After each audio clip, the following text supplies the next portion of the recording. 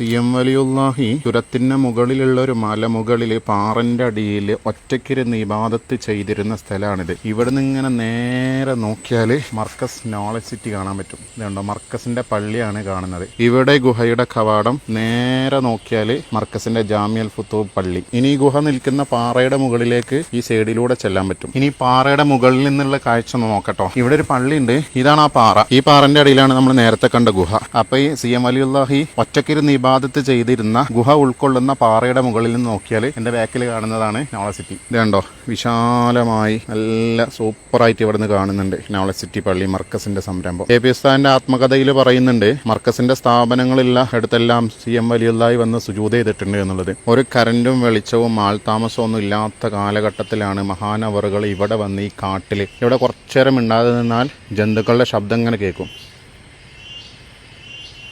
അങ്ങനെയുള്ള കൊടുങ്കാട്ടിൽ വന്ന് ഇബാദത്ത് ചെയ്ത് അള്ളാഹുവിലേക്ക് അടുത്തത്. ലോകത്തിന്റെ ഏത് ഭാഗത്ത് പോയാലും അള്ളാഹുവിന്റെ ഔലിയാക്കൾ ഇങ്ങനെ ഖൽവത്തിലിരിക്കുന്നത് പതിവുള്ള കാര്യമാണ്. അത് കേരളത്തിലോ ഇന്ത്യയിലോ മാത്രമല്ല, ഏത് ഭാഗത്തുള്ള ഔലിയാക്കളും ഒറ്റയ്ക്കിരുന്ന് അള്ളാഹുവിനോട് ഇബാദത്ത് ചെയ്യാൻ മല കയറലും കാട് കണ്ടെത്തലും അവിടെ താമസിക്കലും അവിടെ തന്നെ മരിക്കലൊക്കെ സാധാരണഗതിയിലുള്ള സംഗതിയാണ്. ശരിയായ ഔലിയാക്കൾ എനിക്ക് കറാമത്തുണ്ട് എന്ന് പറഞ്ഞ് ജനങ്ങളിലേക്ക് ഇറങ്ങില്ല. ജനങ്ങളെ കാണുമ്പോഴേക്കും ഓടി രക്ഷപ്പെടും. എന്റെ കറാമത്ത് ഇതാണ് എന്ന് പറഞ്ഞ് നടക്കൂല. ഒന്നില്ലെങ്കിൽ അവർ മൂസാ നബിയുടെ പ്രവർത്തന ഗോതയിലായിരിക്കും, അല്ലെങ്കിൽ ഹിദർ നബിയുടെ പാത സ്വീകരിച്ച CM വലിയുല്ലാഹിയെ പോലെ കാടും മലയും തെരഞ്ഞെടുത്ത് ഇബാദത്തിലായിരിക്കും. അള്ളാഹു അവരുടെയൊക്കെ ദറജ ഉയർത്തി കൊടുക്കട്ടെ. നമ്മുടെ ഷെയ്ഖുന സുൽത്താനുൽ ഉലമയ്ക്ക് ആഫിയത്തും ദീർഘായുസ്സും അള്ളാഹു പ്രദാനം ചെയ്യട്ടെ.